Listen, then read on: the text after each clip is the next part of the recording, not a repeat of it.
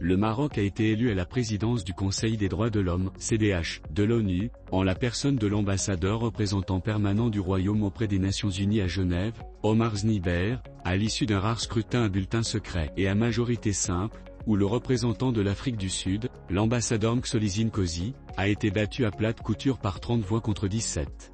L'écart est grand, ses significations aussi, à commencer par la grande estime pour notre pays de la part de la communauté internationale à laquelle il renvoie. C'est une première historique pour le Maroc qui occupe ainsi, pour la première fois de l'histoire, ce poste prestigieux. C'est aussi une reconnaissance solennelle de sa totale inscription au corpus international des droits de l'homme via un processus laborieux, qui a débuté au courant des années 90 du siècle dernier déjà, et qui s'est poursuivi à un rythme résolu avec la mise en place des structures nécessaires et la promotion, sur l'ensemble du territoire national, des valeurs et principes de respect des droits humains et de consolidation des acquis enregistrés en la matière. Cette élection en dit long aussi sur l'aura acquis par le Maroc à l'international, et sur sa réputation, désormais enracinée, de pays sérieux et crédibles, qui forge le respect en joignant toujours l'acte à la parole, notamment en matière de consécration et de promotion des droits humains sous toutes leurs formes. Voilà qui permet au Maroc de voir aussi en cette consécration un signal fort émis par la communauté internationale en faveur de sa démarche constructive, et de son leadership rassembleur sur des sujets clés, comme ceux du dialogue interreligieux, de la tolérance et de la lutte contre la haine raciale,